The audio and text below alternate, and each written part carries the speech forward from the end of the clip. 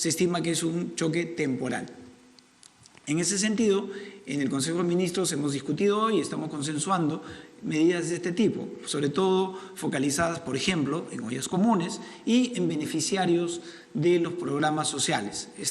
Los montos exactos y la medida específica la vamos a anunciar la próxima semana.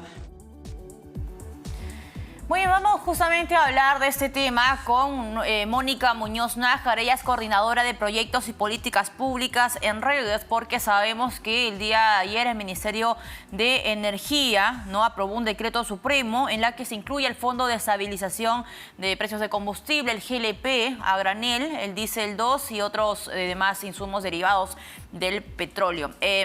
Mónica, ¿cómo estás? Bienvenida a Economía para Todos. ¿Qué tal, Valeria? ¿Cómo estás? Muy buenas tardes. Mónica, en principio, para que la gente pueda entender que este tema quizás es un poco complejo para ellos, ¿qué es el Fondo de Estabilización de Precios de los Combustibles? ¿Para qué sirve? ¿Para qué se creó esto?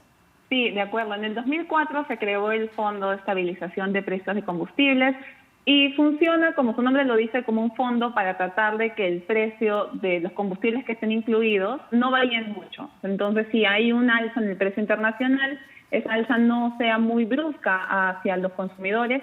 Igual si hay una caída, tampoco la caída sea muy brusca, afectando a los productores a los que venden. Entonces, la idea es que se pone una banda, un límite superior y un límite inferior del precio. Cuando el precio real, digamos, en el caso de Perú, el precio de paridad de importación o el precio internacional está por encima de la banda, entonces lo que hace el fondo es a los que venden, en este caso la gasolina, por ejemplo, o el gas, les paga la diferencia. Entonces imaginemos que la banda está, por ejemplo, para la gasolina de 90 la han puesto en 12.15, ¿no? Entonces, si la gasolina de 12.15 está más que 12.15, perdón, entonces esa diferencia la paga el fondo para que te cobren 12.15 como máximo, ¿no? Esa es un poco la idea del fondo, que justamente nosotros como consumidores nos vemos protegidos de alzas muy fuertes ante cualquier alza internacional. Es importante lo que mencionas, Mónica, porque la gente de repente puede confundir y dice, bueno, si está en el Fondo de Estabilización, entonces esto no va a subir y el precio se va a quedar estático por 6, 8, 9 meses. Pero no es así, porque justamente varía o depende, digamos, del precio internacional. Es decir, si bien es cierto, está dentro del Fondo de Estabilización, puede que el precio se siga aumentando. Lo que evita es que sea un impacto brusco, mencionas. Correcto. No es posible tampoco tapar el sol con un dedo. Si hay un incremento muy prolongado, muy fuerte, lamentablemente lo vamos a llegar a sentir. El fondo lo que trata de hacer es que no sea tan brusco. Y la banda se actualiza una vez al mes, ¿no? Entonces, por ejemplo, justamente son los jueves de cada mes, mañana toca actualización de los precios de la banda. Y cada mes, cada último jueves de cada mes se va a venir actualizando y justamente se analiza, ¿no? Si el precio está subiendo, la banda también tiene que subir, porque tampoco se trata de mantener a la fuerza el precio, ¿no? Además tenemos que pensar en quién paga el fondo lo paga el Estado, ¿no? La naturaleza de este fondo es que cuando el precio baje, entre dinero, digamos, que compense al fondo. Pero en la práctica, el último año no ha entrado nada de dinero al fondo, entonces el 100% de los recursos vienen del Estado. Y por lo tanto, esto es dinero que se podría usar en salud, que se podría usar en educación. Siempre recordemos que el dinero del Estado es el dinero de todos, ¿no?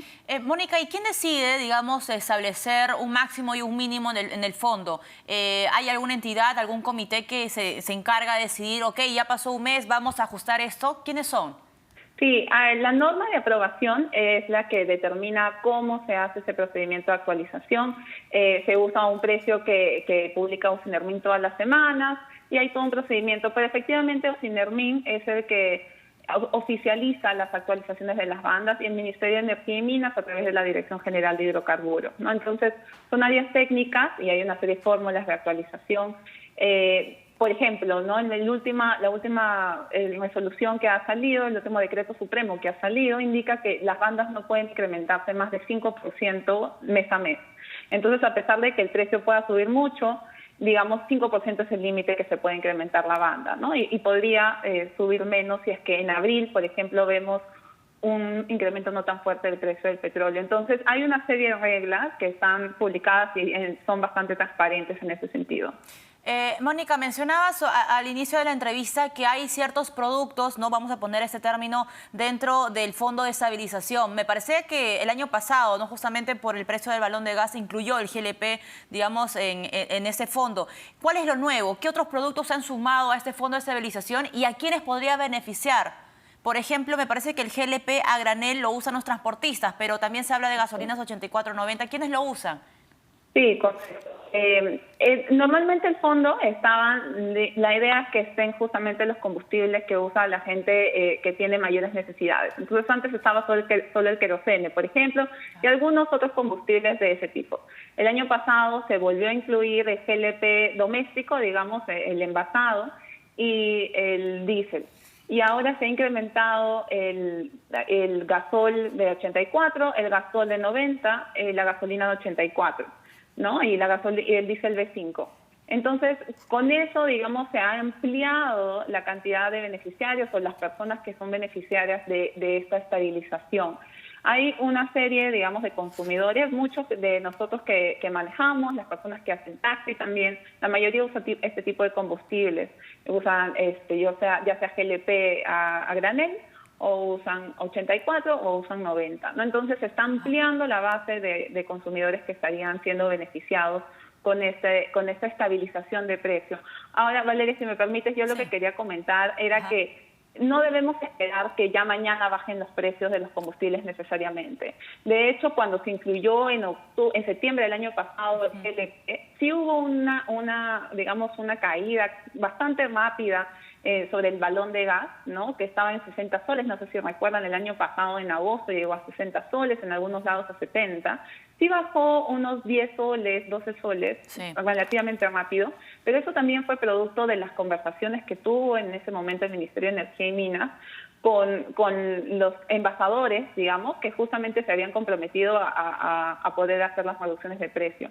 Aquí lo que se hace es la reducción a la refinería. Nada asegura que eso pase a los consumidores. Entonces sí tenemos que estar atentos a que esa reducción se pueda traducir al precio que finalmente pagamos cuando vamos a un grifo, ¿no? Y eso depende, obviamente, de los refinadores. En parte se ha señalado de que ellos lo que esperan es que el Estado cumpla a tiempo con los pagos cuando tiene que cumplir con las compensaciones y una serie de condiciones, ¿no? Entonces, no es seguro, es probable que sí lo podamos sentir, pero la medida en la cual lo sintamos va a depender de una serie de factores que todavía no se tienen tan claros. Muchísimas gracias, Mónica, por esos detalles, explicándonos en detalle justamente lo que significa el Fondo de Estabilización de Precios de Combustible, que ha sido parte de las medidas del gobierno. Muchísimas gracias. Mónica Muñoz Nájar, coordinadora de Proyectos y Políticas Públicas en Redes, estuvo con nosotros en Economía. Pero antes de ir, nos vamos con nuestro compañero Kevin Pacheco, porque tiene todo el registro de los jugadores que están ya regresando a sus países. Vamos con esta información.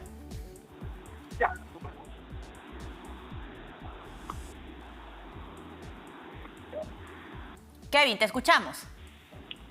Valeria, ¿qué tal? Muchas gracias. En directo nos encontramos en el Aeropuerto Internacional